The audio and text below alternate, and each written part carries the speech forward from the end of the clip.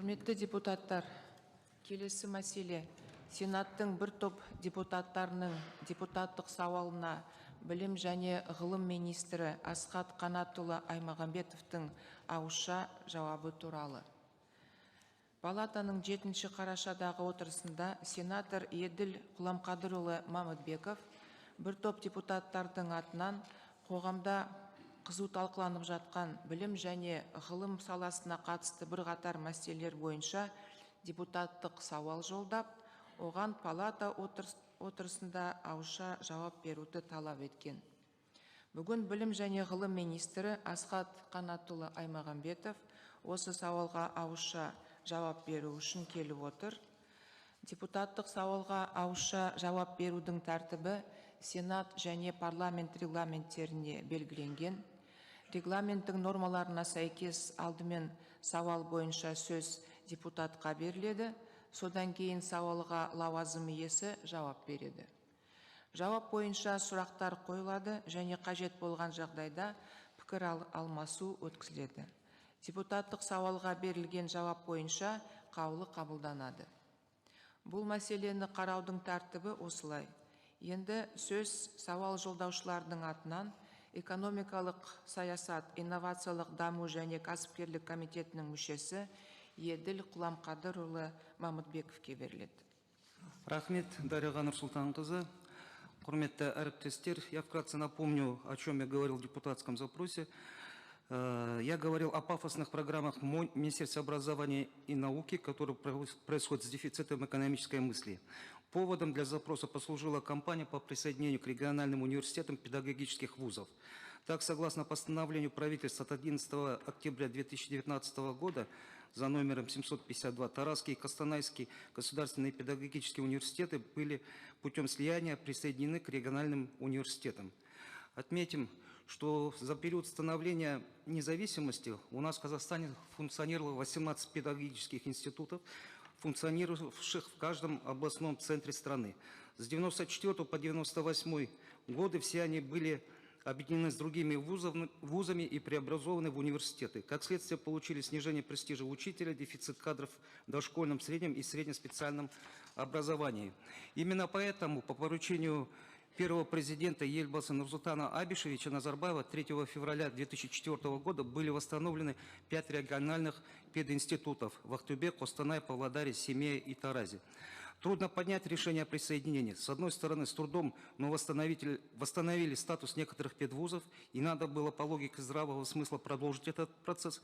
С другой стороны, явное противоречие новым задачам в сфере просвещения, когда президент страны Касым-Жомарт Кемелевич Токаев в своем обращении на августовском форуме текущего года поставил проблемы в сфере образования в один ряд с экономическими и политическими.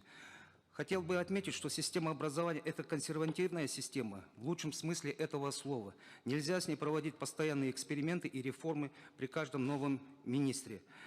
В результате сегодня имеем отсутствие преемственности, а внедрение неопробированных во времени и пространстве инициатив и реформ стали нормой. Я хотел бы напомнить, что в сложные 90-е годы, когда были закрыты многие школы, стали деградировать, исчезать и населенные пункты. Напомню, что деградация аула – это не только ослабление наших корней, но и удар по расширенному воспроизводству населения. Таким образом, подготовка педагогов, судьба школ в малых городах и аулах – это стратегическая проблема, которая, очевидно, решается недальновидно и непрофессионально. В этой связи хотел бы поставить вопрос, почему Министерством образования и науки проводятся такие масштабные, дорого обходящие всей стране шаги при столь поспешной и поверхностной проработке. Кроме того, хотел бы отметить, почему даже после объявления президентом концепта слышащего правительства сохраняется полное игнорирование кричащего обмана. И в этой связи мы поставили вопросы. Это поставить на утрату постановление от 11 октября, номер 752, наказать всех тех, кто инициировал данное постановление, заставить уполномоченный орган принести извинения перед педагогами, рассмотреть вопрос о целесообразности восстановления Министерства просвещения, которое будет заниматься вопросами дошкольного, среднего и среднеспециального образования и его методическим сопровождением. Депутаты Мамытбеков, Адильбеков, Бортник, Жолдаспаев, Кубенов, Куртаев, Инсигенов, Нукетаева, Нуржигитова, Нургалиев, Плотников. Спасибо. Спасибо, Еділ Құланқадырович. Депутаттық сауалға ауызша жауап беру үшін сөз білім және ғылым министрі Асхат Қанатұлы Аймағамбетовке беріледі. Құрметті Дариға Нұрсұлтанқызы, құрметті депутаттар, депутаттық сауалда бірнеше мәселе көтерілді. Осы мәселелерге қысқаша тоқталып жауап беруге рұқсат етіңіздер.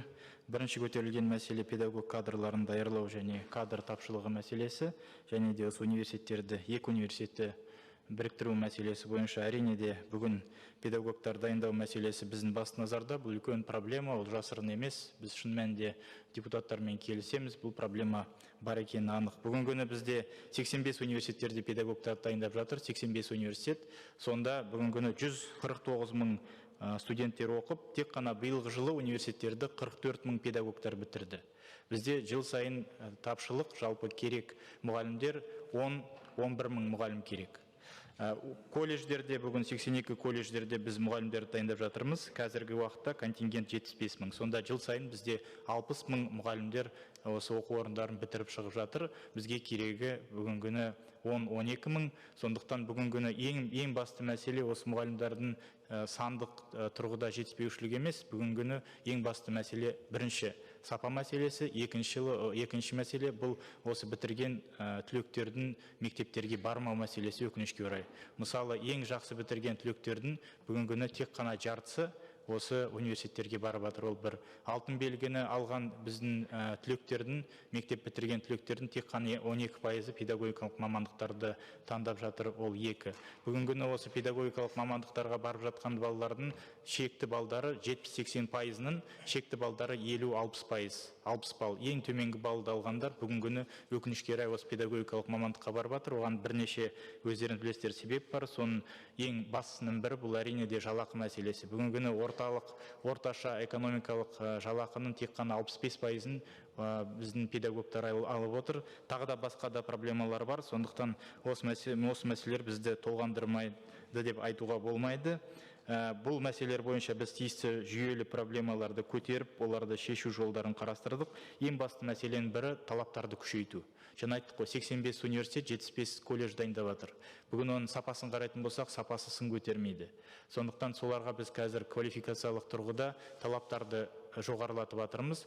Қалған осы мемлекеттік және де мемлекеттік емес университеттердің біз әлеуетін көтеруіміз керек. Оған материалдық техникалық базасын, оған тиісті кадрларды нығайтып, шын мәнінде оның практикасын жаңағындай өзгертіп, ұлттық бірыңғай тестілеудің биылғы жылдың өзінде біз шекті балын 50 балдан 60 балға дейін көтердік. Жалпы педагогикалық тәжірибе мәселесі, дуалды білім беру оқыту дейміз. Бізде бүгін күні енді жасыру керек емес. Біздің педагогикалық университеттерде 20 кредит бар. Сол 20 берілген кредиттің орындалу мәселесі әрине де сын көтермейді. Сондықтан біз бұл мәселеде үлкен жұмысты қазіргі уақытта бастап кеттік. Білім беру бағдарламаларын жаңартып жатырмыз. Педагогикалық стандарттар, бүгін кәсіби стандарттар бекітілді. Сол кәсіби стандарттардың негізінде бүкіл педагогикалық білім беру бағдарламаларын біз өзгертіп жатырмыз. Енді халықаралық тәжірибе, осы нақты біріктіру мәселесіне келетін болсақ, халықаралық тәжірибені де біз қарадық. Жалпы Қазақстан тәжірибесінің өзінде, және өзіңіз айттыңыздар, 2013 жылы 2 университет біріктірілген болатын. Соның ішінде Ақтөбедегі педагогикалық институт болды, одан кейін Семейдегі педагогикалық институт, 13 жылы осындай шешім қабылданды. Біз қазір осы шешімнің тиімділігін зерттеп қарадық. Тиімділігін қарайтын болсақ, осы университетте, мысалы Ақтөбеде, ғылыми атағы барларды қарасақ, 45%-дан бүгін 55%-ға дейін көтерілді. Орта жалақысы педагогикалық университеттермен салыстырғанда әлде қайда жоғары. Басқа да көрсеткіштерді алатын болсақ, бүгін күні осы қабылданған шешімнің тиімділігін біз осы Ақтөбе мен Семей қалаларындағы университеттердің әлеуетінің асқанын біз бүгін шын мәнінде көріп отырмыз. Ол бір. Екіншіден, Ресейді қарайтын болсақ, Ресейде де осындай тренд орын алды. Бізде де зерттеп қарадық. Ең бірінші бұнда бізде Ростов пен Красноярда басталған. Одан кейін Якутск, Екатеринбург, Владивосток, басқа да қалаларда болды. Енді шетелдегі, алыс шетелді қарайтын болсақ, мысалы ағылшындарды қарасақ, әлде Францияны қарасақ, әлде Сингапур мен США-ны қарайтын болсақ, онда бұл мемлекеттерде де осы білім беретін мекемелер көп профильді, көп салалы, осындай мықты университеттер біріктіліп, бүгін осындай сапалы білім беріп жатыр. Сондықтан біздің ойымызша, бізге бүгін керегі сапа. Енді осы екі университетті біріктірдік. Қазір салыстырып қарасақ, Тараз мемлекеттік университетінде бүгін ғылыми атағы бар біздің әріптестеріміздің саны 60% болса, педагогикалық университеттерде 40%. Жалақысын салыстырсақ, бір университеттерде 100 мың болса, екінші жаңағы педагогикалық емес мемлекеттік университетте онда 150 мың теңге. Сондықтан әрине де бүгін күні біз бүгін осы университеттерге балалар барсын деп арнайы квота беріп отырмыз. Өйткені квота бермесек, жаңағы университеттерге бүгін балалар бармай да жатыр. Сондықтан біз жан басына қаржыландыру дейміз, бірақ осы педагогикалық университет келгенде біз бұны кішкене бұзып, тек қана оларға арнайы квотамен балаларды беріп отырмыз. Сондықтан біздің ойымызша осы екі университетте бүгін ғылыми атағы бар біздің әріптестеріміздің саны, жалпы орта жалақысы қазірдің өзінде 30-40%-ға көбейеді деп біз оны болжап отырмыз. Ол бір. Екіншіден, кітап қорына алатын мүмкіндіктері бар, спорт залдарына, жалпы басқа да мамандардың сабақ беруіне мүмкіндік беріледі деп ойлаймыз. Сондықтан бұның бәрі тек қана осы университеттердің әлеуетін арттыруға көмек береді. Біз қазір мемлекеттік бағдарламада тиісті осы университеттерге көмек беру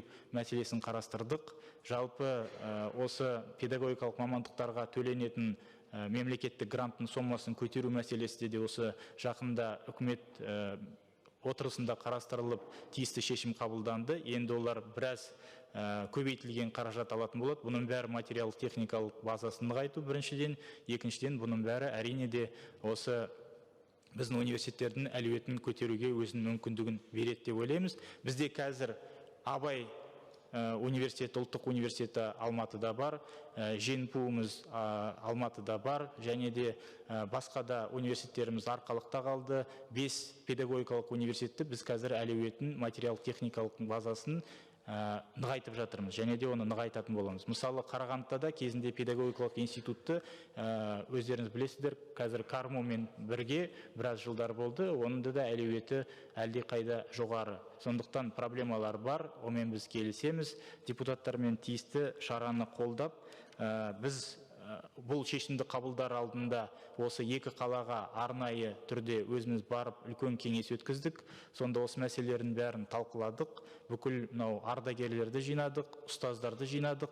Соның арқасында, мысалы, бүгінгі бұқаралық ақпарат құралдарын қарасаңыздарда да жалпы бұл шешім жақсы коллективтермен қабылданды деп айтуға болады. Қазіргі уақытта осы жалақысын көтеру бойынша, материалдық техникалық базасын нығайту бойынша басқа да мәселелерді біз қарастырып, шын мәнінде сапалы білім беруге біз тиісті шешім қабылдайтын боламыз. Бұдан басқа тағы да біраз мәселелер көтерілді. Соның ішінде академиялық адалдық мәселесі, плагиат мәселесі көтерілді.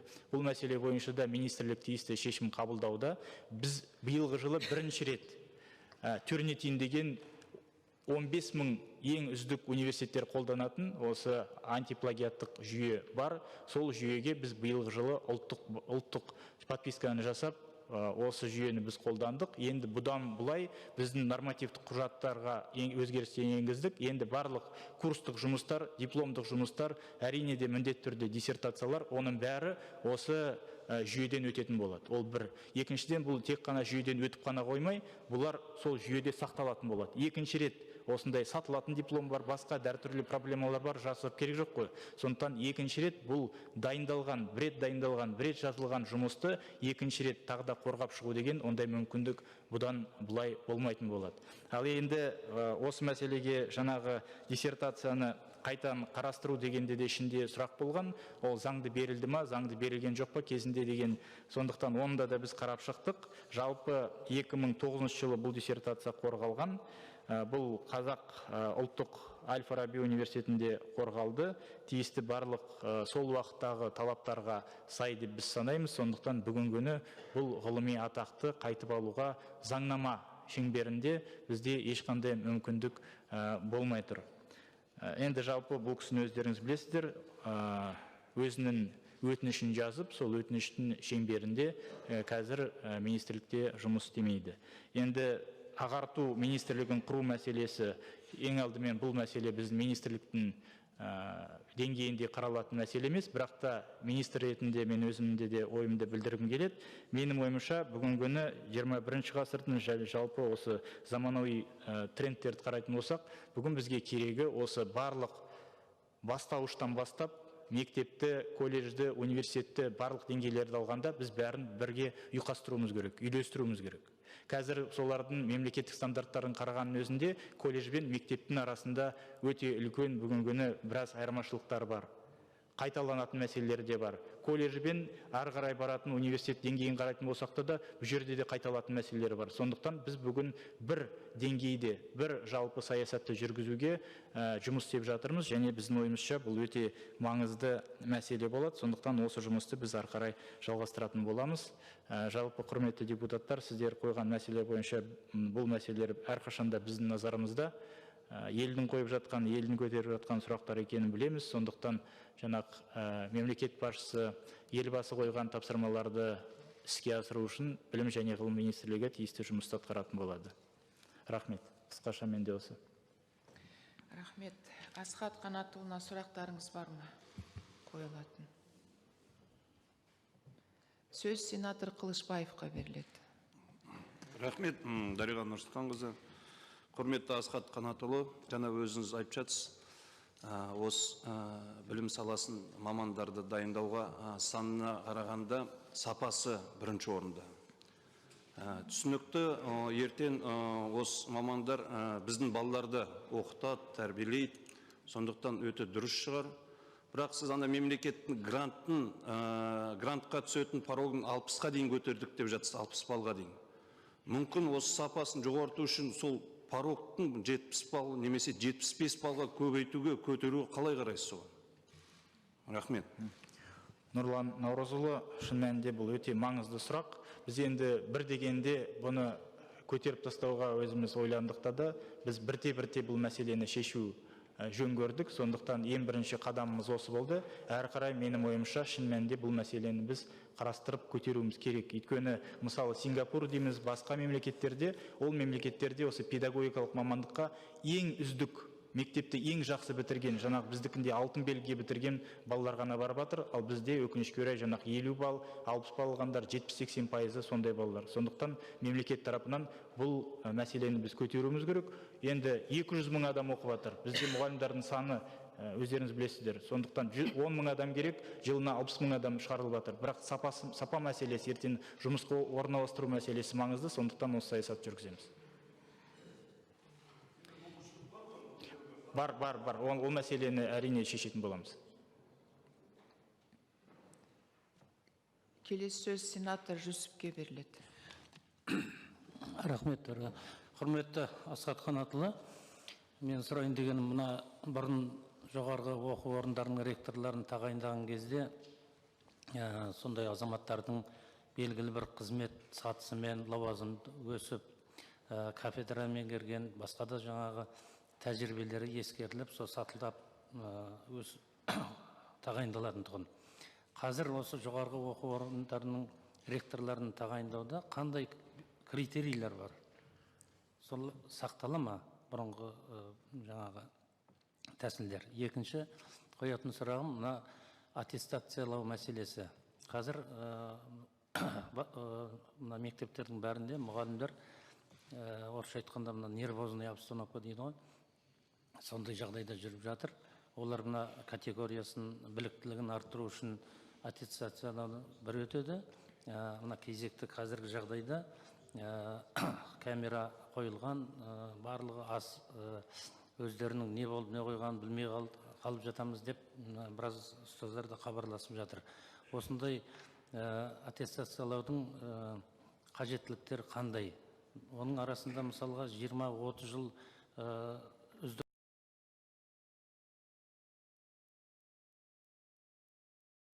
мұғалім болып келе жатқан кісілер бар. Алтынсарин медальдарын алған, басқа да жаңағы марапаттары бар. Біліктілік категориясы жоғары ұстаздар да бар. Солардың барлығы балаға сабақ берудің орнына қазір барлық мұғалім осы аттестацияға дайындалуға сол білім жайына қалып қойған сияқты. Осыған жауап берсеңіз, рахмет. Рахмет, Нұртөре Байтелесович. Енді бұл мәселе ең бірінші ректорлар тағайындау тәртібі бойынша бұл өте маңызды сұрақ. Ең біріншіден міндетті түрде біз қазір осы үміткерлерге басқару дағдысы бойынша тиісті сертификаттары, тиісті құзыреттілігі болуын талап ететін боламыз. Ол бір жалпы оның тәртібі былай болатын болады. Біріншіден өзінің директорлар кеңесінен өтеді, конкурс жарияланады, директорлар кеңесінен өтеді. Одан кейін бізде ұлттық комиссия бар. Сол ұлттық комиссияға барлық мемлекеттің үлесі бар университеттердің басшылары сонда шығарылатын болады. Сонда шешім қабылданады. Одан кейін ғана олар жаңағындай өзінің лауазымына тағайындалатындай болады. Және де әр осы ректор болам деген тұлғада өзінің бағдарламасы болу керек. Сол бағдарламаны жасап, оны кеңесте көрсетіп, ұлттық кеңесте көрсетіп, одан кейін ертең жүзеге асыратындай біз жағдай жасауымыз керек деп ойлаймыз. Оған қоса біз қазір барлық ректорларға тиісті өздерінің еңбек келісім шарттарында нақты KPI-ларды қойып жатырмыз. Олардың тиісті стратегиясы болу керек. Мен жеткізем осындай көрсеткіш деген нақты бір межені біз көрсетіп белгілеп беруіміз керек. Сондықтан осы мәселені әрі қарай жүргізетін боламыз. Енді жаңа ұлттық біліктілік тесті дедіңіз.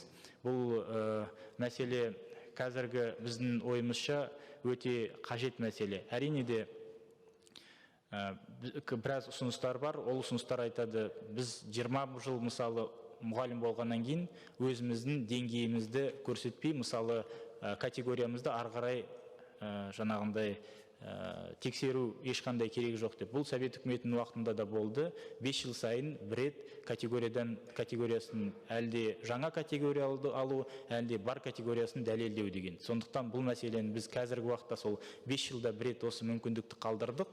Бұның алдында тек қана портфолио әртүрлі жинап алған қағаздардың негізінде болатын болса, біз қазір оны бұған қоса осы 2 жыл болды, тестілеуді қостық, ұлттық біліктілік тестілеу. Қазір YouStudy деген компаниямен біз биылғы жылы бірінші рет оны электронды түрде жүргіздік. Электронды түрде жүргізген ішінде арқасында бұның алдында 80% өтіп жатса, биылғы жылы осы электронды жаңағы камераны қойып, академиялық адалдық мәселелерін қолға алғаннан кейін тек қана 48% өтіп отыр. Ол бір. Екіншіден, жалпы ол біздің тапсырған ұстаздарымыз сұрақтарға жауап беріп, апелляцияны сол уақытта береді. Бітіргеннен кейін апелляцияға тиісті бет ашылады, соны көріп алып, қай сұраққа қалай дұрыс жауап бермегенін өзі көреді. Егер келіспейтін болса, апелляцияға жаңағы сол уақытта беретін болады. Ол бір. Екіншіден, біз биыл ең бірінші рет осындай апелляциялық тәртіпті енгіздік. Оның себебі неде? Бір адам сол бір сұрақты апелляцияға беріп, сол сұрақ біздің кінәмізден дұрыс болмаса, онда сол балл жаңағы бір ғана берген адамға қосылмайды. Барлық сол сұрақ кімде кездесті? Біз қазір электрондық жүйе болғаннан кейін бәрін біліп отырмыз. Соның бәріне қосылатын болып отыр. Соның арқасында биылғы жылы осындай сапасыз мәселе, сапасыз сұрақтарға біздің ұстаздарымыз дереу апелляцияны беріп, одан кейін сол балл қосылғанда, ол бергенде де, бермегенде де барлық мұғалімдарға сол балл қосылып отыр. Жалпы бұл механизмді біз әрі қарай дамытатын боламыз. Сұрақтарды біз шын мәнінде бүгін білген, тек қана мынау жаттанды мәселелерді сұрамай, біз функционалды сауаттылық бойынша, ол түсіну бойынша біз сұрауымыз керек деп ойлаймын. Сондықтан педагогика бойынша, әдістеме бойынша және де өзінің беріп отырған пәніне сәйкес біз тиісті осы жұмысты әрі қарай жалғастырамыз, әрине де жетілдіреміз. Рахмет. Кейбір мұғалімдер өздерінің сабақтарын білмейді. Аттестация соңында көрсетеді, белгілейді. Келесі сөз сенатор Көбеновке беріледі. Рахмет, Дарига Нурсултановна. Асхат Канатович, в текущем году Министерство образования и науки провел очередную реформу, суть которой состоит в следующем. Отменили понятие «специальный», взамен ввели термин «образовательная программа». Передали прием в магистратуру в Центр тестирования Министерства образования и науки, который, в принципе, не заинтересован в отборе сильных бакалавров и отсеве слабых. Ну, во всяком случае, вот мне так вот кажется. Вот, например, снизили проходные баллы с 70 до 46 уже в ходе тестирования после прохождения 3 потоков. Таким образом, появилась возможность человеку, имеющему низкие знания, поступить в магистратуру. У кандидата на учебу, набравшего 70 баллов, есть возможность даже получить грант. Например, зная английский язык, претендент может поступить фактически на любую специальность, так как проходной по языку 25, а по специальностям, вот по остальным блокам, по 7 баллов. Вот вопрос, мы повсеместно готовим лингвистов или специалистов. В результате выпускник бакалавриата получил возможность подавать документы по любой другой образовательной программе, даже не родственной специальности. И не имея базовых знаний, может стать магистром любой науки. Вот на примере Казахского национального университета имени Аль-Фараби. Кстати, такая картина повсеместна. Можете сделать ревизию. Вот любой факультет возьмите, вот Асхат Канатович, магистранты учатся не по своей специальности. Вот. Больше всего волнует, ну вот медицинский факультет. Я вот сделал анализ. Пофамильно есть. Акимов, Колдабай, Молдабай, Муратбай и так далее. Здесь из 16 магистрантов 8 базовые знания – это продавцы продовольственных товаров. Это медицинский факультет. Магистры. 2 дизайнеров, 1 телеоператор и так далее. Вот напрашивается вопрос, для чего и для кого готовить специалистов? Во всяком случае, не для успешного развития, наверное, страны и в целом нашего общества. Поэтому вот такой вопрос напрашивается. Вы задумались над этим? Что можете сказать? Рахмет. Большое спасибо. Действительно, данное решение, несмотря на то, что было реализовано в этом году, но само решение было принято и нормативно-правовые акты были приняты в прошлом году. Просто там 1 год прошел, там отлагательные были условия, и в этом году начало реализовываться. Это первое. Второе, главная цель была в чем? Главная цель – это тоже, чтобы в магистратуре деньги шли за студентом, за магистрантом. То есть до этого система была такая. Министерство образования, в отличие от бакалавриата, Министерство образования распределяло количество мест по каждому вузу. Говорит, тебе 200 вузов, тебе 20, тебе 40. А сейчас Министерство образования в прошлом году приняло решение, и законодательно данная норма тоже была утверждена, что теперь самое главное проходит так же, как по бакалавриату, единое тестирование, и по баллам присуждаются гранты, и по этим грантам, с этим сертификатом, с этим грантом студент может выбрать любой вуз, и вузы будут конкурировать за студентов. То есть здесь уже не министерство дает каждому вузу, надо или не надо по определенным критериям. Здесь сам вуз выбирает, это первое. Второе, до этого была система, когда каждый вуз, я понимаю, что многие недовольны этим. Почему? Потому что каждый вуз самостоятельно проводил экзамены, каждый вуз самостоятельно готовил вопросы, каждый вуз потом принимал решение и зачислял. И было очень много вопросов к существующей системе. Сейчас единое тестирование проводится национальным центром так же, как по бакалавриату. И здесь есть вопросы пререквизитности. То есть, если до этого он необходимые компетенции не получил пререквизитность определенных курсов, то он на ту или иную образовательную программу поступить не может. Это раз. Два, это там есть тестирование по готовности обучения, тестирование по языку, как раньше и было. И третье, тестирование по профильному предмету. Что касается того, что снижен был пороговый балл, это действительно так, но это связано с чем? С тем, что мы вернули к ранее существовавшему пороговому баллу. То есть это не было снижение по сравнению с прошлым годом, просто было очень высокое повышение порогового балла, в отличие от прошлых годов. И в этом году просто уравняли, вернулись к старому пороговому баллу. И в целом это тестирование сдавали 30 тысяч человек, из них набрали пороговый уровень только 12 тысяч, это тоже говорит о многом. Из них смогли получить государственные гранты только 10 тысяч, хотя у нас количество грантов было 12 тысяч. Ежегодно мы осваивали 100%. В этом году мы не освоили 100%. Я считаю, что данная система, конечно, мы будем ее дальше совершенствовать, но в целом данная система позволяет нашим абитуриентам действительно по своим компетенциям, по своим знаниям, скажем так, минуя определенные риски, получать гранты и выбирать тот вуз, который он является более конкурентоспособным. Мы дальше готовы, в принципе, по этому вопросу. А как быть, что вот специалисты в области торговли поступают на медицинский факультет? магистратуру. Ну, медицинские факультеты, таких фактов нету, Дарья Нурсултановна. Мы проверим, потому что медицинские вузы, там есть специальные требования. Но даже если не по медицинским, по всем остальным есть обязательное требование по пререквизитности. То есть он должен до этого пройти. Если он до этого не прошел, предыдущего уровня нет, он не может поступать. Мы этот вопрос отдельно разберем. Если есть такой вопрос в обществе, значит, есть проблема, да, это сигнал для вас, чтобы вы проверили еще раз и посмотрели все правила и нормативы, которые регулируют эту сферу. Все-таки в магистратуру это же как продолжение обучения по своей специальности. Да, Мы это да. так понимаем, да? Да, согласен. Как если бы я вот историком, а потом захотела бы стать физиком. Такое же не бывает? Да, спасибо. Конечно, поэтому здесь явно есть какие-то перекосы и пробелы Мы изучим, Дарья в Нурсултановна. регулировании.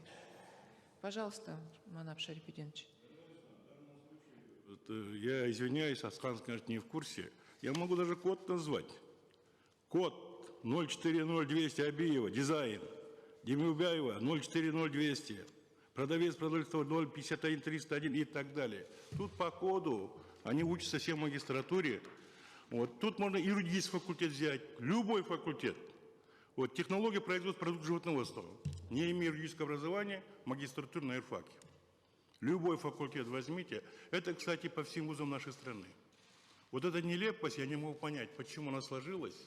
Да, университеты должны зарабатывать деньги, но не таким образом. Сегодня ради денег готовы любого принять без экзаменов, лишь бы заплатил. Это ведь мы же знаем, вот живем в том обществе, когда общаемся с людьми, когда знаем, что многие магистранты стали, не имея базовых знаний. И у меня много таких-то еще и знакомых даже. И у всех, наверное, есть. Вот посмотрите внимательно, кого мы готовим, для чего. И куда деньги. Почему мы держимся сегодня за высшее учебное заведение и даем самостоятельность? Чтобы он сегодня мог, не имея на то, бывают индустриальные, промышленные университеты, готовить специалистов сельского хозяйства. Тоже нелепость. Как может готовить индустриальный институт ветеринара без базовых на это основ? Много других вузов, поэтому прошу разобраться. Хорошо. Сама система, что деньги идут за учащимся, это, конечно, хорошо, но, значит, там где-то что-то есть недочеты, над которыми надо поработать. Проработаем. Сөз сенатор Куртаевқа беріледі. Рахмет, Дариға Нұрсултановна. Құрметті Асхат Қанатұлы, менде екі сұрақ. Біріншісі, мына сіз баяндамаңызда айтып өттіңіз, жыл сайынғы дайындалатын мұғалімдердің саны 60 мың деп. Ал қажеттілік жыл сайын 10-12 мың деп. Ал депутаттардың мынау елді мекенге шыққан кездегі негізгі көтеріліп жүрген сұрақ бұл ауылдық елді мекендердегі мұғалімдердің жетіспеуі. Қазір ауылдық елді мекендерде 30-40%-ға дейін мұғалімдер жетіспейді. Ол орынға білімі жоқ адамдар сабақ беріп отыр. Сапасыз мұғалімдер. Бұған не дейсіз, бірінші сұрақ. Екінші сұрақ, мынау білім саласындағы реформаларды енгізуге мынау батыс мемлекеттердің іс тәжірибесін зерттедік дедіңіздер. Ал былтырғы жылдан мынау көп бұқаралық ақпарат құралдарында жазылды. Қазір батыс мемлекеттеріндегі білім беру жүйесін бұрынғы одақтық жүйеден негізге алып отыр қазір осы. Одақтық кезінде барлық нәрсе жаман емес еді ғой. Соның ішіндегі ең дұрысының бірі ол білім беру саласы еді. Бұған енді мысалы ретінде мына Тараз мемлекеттік университетін құрған кезде соның ішіне Жамбыл гидрометеориттік құрылыс су институтын қосылды.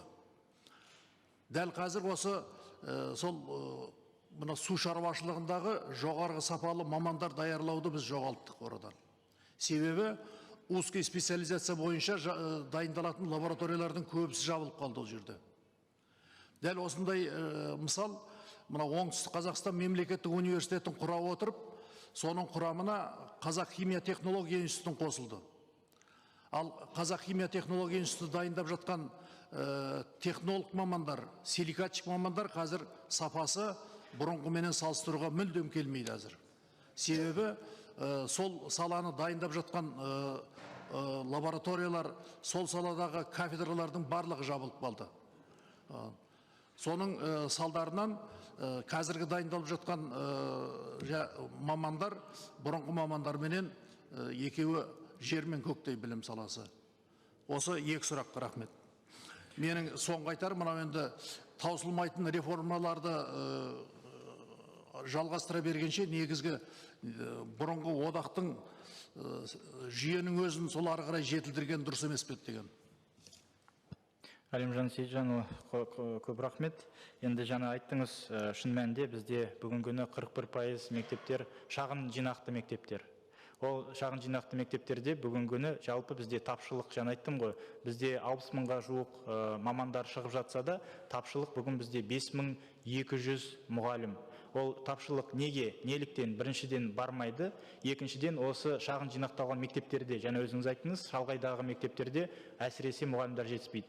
Неге? Өйткені бізде бір ставка 18 сағат. Бір ставка деген бір оклад. Бір оклад болу үшін 18 сағат болу керек, бірақ осындай шағын жинақталған мектептерде сағат саны аз, өйткені бірнеше сыныптар біріктіріліп оқытылады. Мысалы, 2 мен 3 біріктіріліп оқытылады. Класс комплекттері аз, класстар аз. Бұл баяғыдан келе жатқан үлкен проблема. Сондықтан бұл проблеманы шешу үшін жаңағындай мектепте тек қана ағылшын тілінің 6 сағаты болса, әлде тарихтың 4 сағаты болса, ол 4 сағат үшін оған мамандар бармайды. Сондықтан бұл жүйені біз қазір үкіметте премьер-министр басқарған жобалық офисте анау күні қарастырдық, қаржы министрлігімен келістік. Қазір бұл шағын жинақталған мектептердің қаржыландыру мәселесін басқаша қойып жатырмыз. Және де олар жаңағындай 18 сағатқа ғана бір ставка төлейміз десек, оған ешқашан мұғалім бармайды. Сондықтан бізде қазір кейбір мектептерде жаңағы 4-5 пәнді бір мұғалім ғана беріп жатыр. Неге? Өйткені сағат жетіспейді, неге? Өйткені оған мамандар да жоқ. Сондықтан бұл проблемамен біз толығымен келісеміз. Бұл проблеманы шешудің бірнеше жолдары бар. Соның біреуіне ғана тоқталдым. Біреуі осы қаржыландыру мәселесін, жалпы жалақы төлеу мәселесін өзгертпесек, онда біз мамандарды осындай сағаттары аз шалғайдағы мектептерге шақыра алмаймыз. Сондықтан интернаттарды дамыту, басқа да мәселесі біздің қазіргі уақытта жүргізіп жатқан саясатымыздың шеңберінде іске асырылуда. Енді одақтық мерзімдегі білім беру жүйесі бойынша айттыңыз. Мен жалпы әрине де біз келісеміз. Одақтық мерзімде білім беру жүйесі сол уақытқа сай өте жоғары деңгейде болды, оны біз бәріміз білеміз, бірақ қазіргі уақыттың талаптары, жаңа талаптары да бар. Сондықтан білім саласында да даму керек.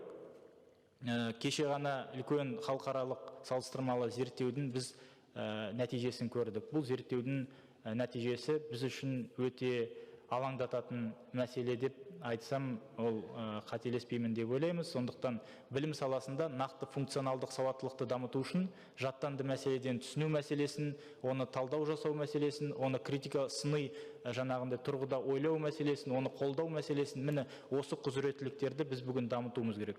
Сондықтан да бізде қазір айтып жатыр, осы 16 жылдан бастап енгізіліп жатқан жаңартылған білім беру мазмұнының мынау жаңағы нәтижесі осы деп. Ол бұның нәтижесі емес, өйткені осы 15 жастағы балалардың тестілеуі, бұл жаңартылған бағдарламаға әлі келмеген, ол бағдарламамен оқымаған балалардың бүгінгі білім көрсеткіші. Қалай болса да бір мәселе анық, бүгінгі күнгі білім бағдарламаларын біз жаңартуымыз керек, оны нақты дағдыларға біз бағыттауымыз керек. Сондықтан бұл жұмысты біз ары қарай жалғастыратын боламыз. Жаңағы су мәселесі бойынша айттыңыз. Кезінде Таразда осы керемет бүкіл кеңес одағына белгілі университет болды. Қазіргі уақытта әрине де біраз мәселелер шығып кетті, тиісті деңгейде емес. Бұл мәселе қауіпсіздік кеңесінің отырысында да бізге тапсырма берген болатын. Сондықтан гидромелиоративті жалпы осы су қауіпсіздігі бойынша біз қазір тиісті қаржыны бөліп, осы мәселені мамандарды дайындау үшін бөлек жолға қойдық деп айта аламын. Нақты ақпаратты өзіңізге береміз. Рахмет. Сөз сенатор Нөкетаеваға беріледі. Рахмет, Дариға Нұрсұлтанқызы.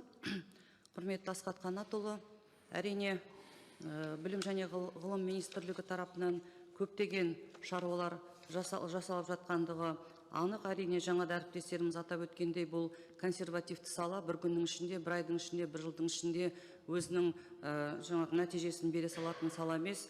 Қанша қомақты қаржы бөлініп жатса да, қанша шаралар жасалып жатса да, әрине сын пікірлер сіздердің тараптарыңызға айтылып жатады. Мен айтайын дегенім, әрине осы көптеген сынның барлығы жоғарғы оқу орындарындағы сапасыз кадрлардың даярлануы, олардың көптеп жұмысқа орналаса алмай жатқанының бір себебі мына жоғарғы оқу орындарындағы білім беру бағдарламалардың сапасының төмендігі, әлсіздігіне байланысты деп ойлаймын. Өйткені шетелдік жоғарғы оқу орындары алдыңғы қатарлы, олардың білім беру бағдарламаларының соншалықты сапалы болуының арқасында сапалы жаңағы мамандар даярланып жатады. Біздің мемлекетімізде де осындай бүгінгі күні оқу орындары басшылық. Өткенде Атырау облысының Атырау қаласындағы высший технический колледж, жоғарғы техникалық колледжде біз әріптестерімізбен бардық. Сол колледжге барып, сондай таң қалдық. Өйткені ол колледждің 95%-ға жуық бітірушілерін жұмыс берушілер оқуын бітірмей жатып алып кетеді екен, жұмыс береді екен. Сондықтан да осы және де сол жоғарғы техникалық колледждің өзінде жоғарғы оқу орнын бітірген мамандар қайтадан оқуға келіп түсіп, сол жерде жаңағы оқып жатыр және де жұмыс жасап жатыр. Сондықтан да осы министрліктің талапынан болашақта білім беру бағдарламаларының сапалы болу үшін қандай жаңағы талаптар қойылады? Осы бір мәселе. Екінші мәселе, кезінде бір өте жақсы бірнеше бағдарламалы болған. Біріншіден, мына жоғарғы оқу орындарына шетелдік педагог ғалымдарды дәріс оқуға шақыру бір семестрге. Осындай бір жақсы бағдарлама болған еді. Осының арқасында да сол жоғарғы оқу орындары өздерінің білім беру бағдарламаларының сапалығына өте үлкен көңіл аударып, соның сапалы болуына жұмыс жасайтын. Және де академиялық ұтқырлық білім және ғылым министрлігінің тарапынан берілетін қаражаттың сомасы да кейінгі кездерде азайып кетті. Осы студенттердің академиялық ұтқырлығының арқасында бір семестрге шетелдік алдыңғы қатарлы жоғарғы оқу орындарына барып, ол Европа мемлекетіндегі, Америка мемлекетіндегі жоғарғы оқу орындарына барып, дәріс алып, өздерінің білімін біршама көтеріп келетін студенттер болған. Енді осы бір бағдарлама жабылып қалды. Жаңа шетелдік ғалымдарды шақыру бағдарламасы қазір қаражат бөлінбейді. Енді тағы бір мәселе, мына жоғарғы оқу орындарының материалдық техникалық базасының өте әлсіздігі.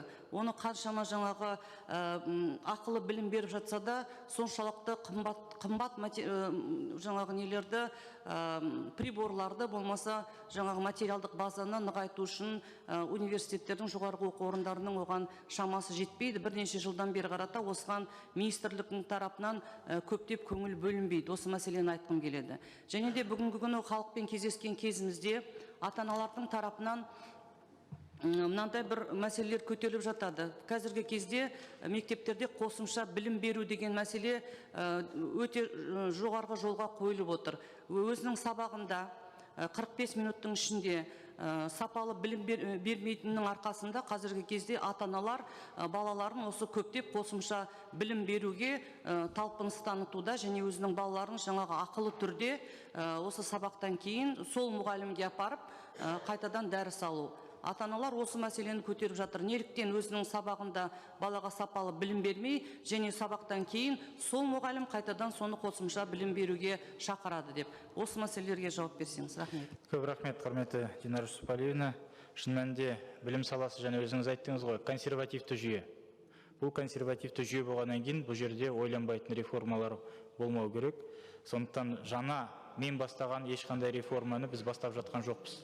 Біз бүгін іске асырып жатқан мәселенің бәрі тиісті қабылданған шешімдерді біз бүгін жүзеге асырып жатырмыз.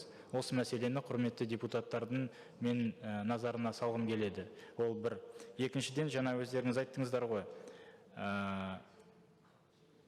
Осы Атырау Петротехник, АПЕК Петротехник колледжі бойынша бұл өте жақсы мысал.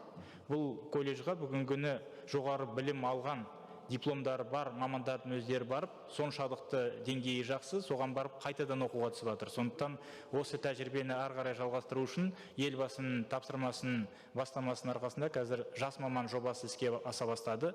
58 миллиард теңге 3 жылда бұл жобаға жұмсалатын болады. Сондықтан материалдық техникалық базасында да, бағдарламаларда да жалпы 180 колледждің осы мәселелері шешілетін болады. Жаңағы сіз айтқан мәселе бойынша мынау педагогтарды шақыру шетелдегі. Бұл бағдарламаны біз жалғастырамыз.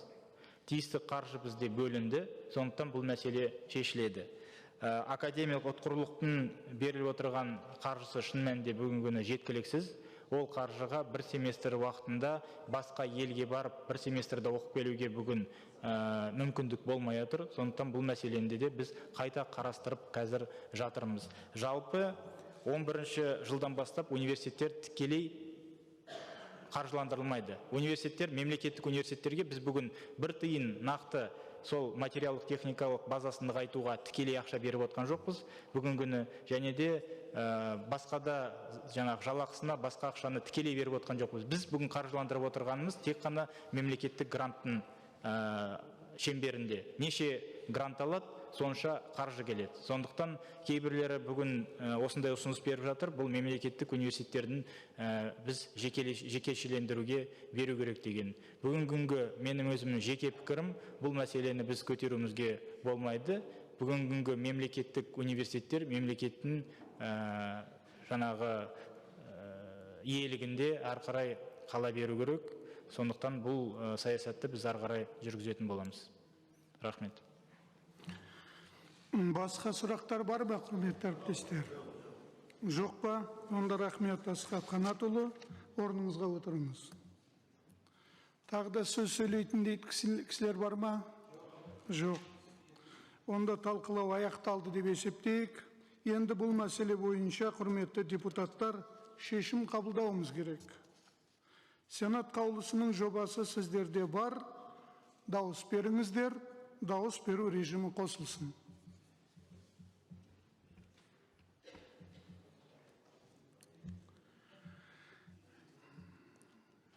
Нәтижесін экранда көрсетуді сұраймын. Қатысып отырғандар 43 депутат, дауыс бермеген біреу, жақтағандар 42, шешім қабылданды. Сабыр етіңіздер. Құрметті әріптестер, екі ауыз сөз қоса кеткім келеді, пікір алмасу ретінде. Оның ішінде министр мырзаға да айтқым келетіні, біз әлгінде банкроттық туралы мәселені қараған кезде де, қазір мынау білім саласына қатысты мәселені қараған кезде де, негізгі бір мәселені шетел тәжірибесі деген мәселеге көбірек көңіл бөліп отырмыз. Ал енді айтыңыздар, құрметті әріптестер, шетел тәжірибесінде барлығы дұрыс деп кім гарантия беріп айта алады? Әр мемлекеттің өзінің өз құрылымы бар, өз заңы бар, өз менталитеті бар, өз ерекшелігі бар, өз талаптары бар қоятын. Әр мемлекеттің. Мысалы, анау Шотланд елінде ер азаматтар юбка киеді. Сол юбканы шетел тәжірибесі деп қазаққа кигізіп қойса қандай болады қазақ? Келе ме осы? Келмейді. Сондықтан шетел тәжірибесі деген мәселеге келген кезде, ол қаншалықты біздің мемлекеттің мүддесіне сәйкес келеді, соған біз көп көңіл бөлуіміз керек. Шетел тәжірибесі.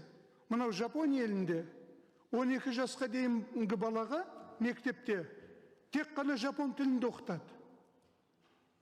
Соның арқасында жапон тілі өз деңгейін жоғалтпай, барлық жерде қолданылып жатыр. Біз балабақшадан бастап ағылшын тілін оқуды қолға алдық, бірінші қойып, сөйтіп қазақ тілін қайда апардық қазір? Сол ма шетел тәжірибесі? Сондықтан, құрметті әріптестер, бұл мәселеге біз шетел тәжірибесін тықпалаған кезде, әр уақытта да қаншалықты біздің мемлекеттік мүддемізге сол тәжірибе сәйкес келеді. Соған көбірек бөлініп барып қана қолдану керек деп ойлаймын.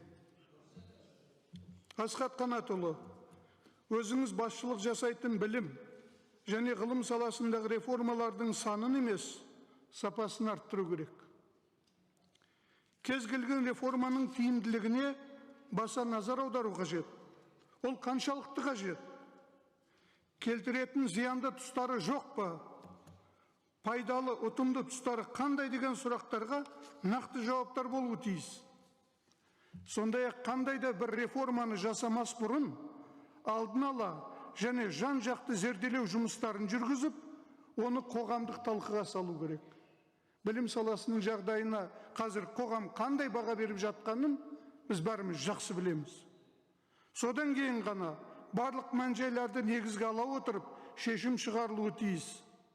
Қоғам үшін өскелең ұрпақты тәрбиелеуде мұндай маңызды мәселелерде асығыстық жасауға болмайды деп есептейміз.